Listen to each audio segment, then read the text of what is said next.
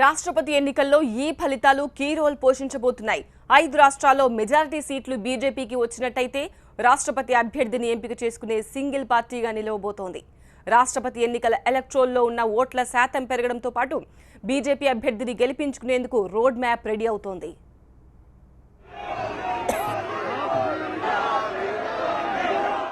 భారతదేశపు సెమీఫైనల్ గా చెప్పబడుతోన్న ఈ ఎన్నికల ఫలితాలు దేశంలో కీలక మార్పులకు కారణం కాబోతున్నాయి.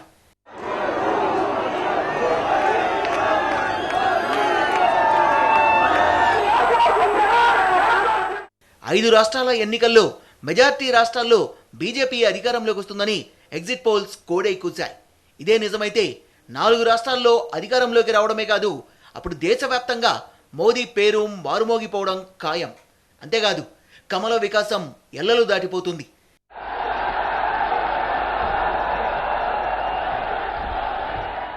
ఈ జూలైలో జరగబోయే రాష్ట్రపతి ఎన్నికల్లో కూడా ఈ ఫలితాలు తమదైన ముద్ర వేయబోతున్నాయి.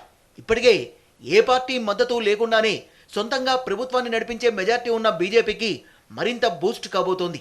బీజేపీ తమ సొంత అభ్యర్థిని నిలబెట్టి సింగిల్ పార్టీగా గెలిపించుకునేందుకు సత్తా చూపబోతోంది.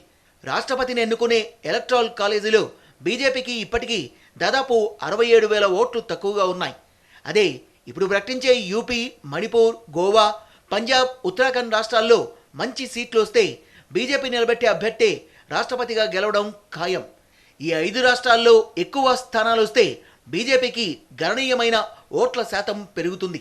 ఎగ్జిట్ పోల్ ఫలితాలు తారుమారైతే మాత్రం సీన్ వేరే మాదిరిగా ఉంటుందని ఎన్నికల నిపుణులు భావిస్తున్నారు. ఎన్డీఏ అభ్యర్థిగా రాష్ట్రపతి అబ్దుల్ కలాం ఎన్నుకున్న సమయంలో ఎదురైన సమస్యలు ఇప్పుడు ఎదురయ్యే పరిస్థితులుంటాయి. అబ్దుల్ కలాం ఎన్నుకునేందుకు బీజేపీ ప్రభుత్వం మిత్రపక్షాలపై ఆధారపడాల్సి వచ్చింది. ఇప్పుడు కూడా అదే పరిస్థితి రానుందా, లేక 5 రాష్ట్రాల్లో మెజార్టీ స్థానాలు గెలుచుకొని తన సొంత పార్టీ అభ్యర్థిని రంగంలోకి దింపి గెలిపించుకునే సత్తాను చాటుకుంటుందా అన్నది తేలాలంటే ఈ మధ్యాహ్నం వరకు ఎదురు చూడాల్సిందే. మరోవైపు ప్రధాని మోదీకి ఇక తిరుగే లేదు. దేశంలోనే అత్యంత శక్తివంతమైన నేతగా ప్రధాని నిలిచిపోతారు. దాదాపు 40 ఏళ్ల క్రితం నాటి పరిస్థితులు మరోసారి పునరావృతం కాబోతున్నాయి. ఆనాడు ఇందిర చెప్పిందే వేదం. ఎందుకంటే దేశ రాజకీయాల్ని ఇందిరాగాంధీ శాసించిన స్థాయిలో ఇప్పటి వరకు ఏ రాజకీయ నేతకు అవకాశం దక్కలేదు.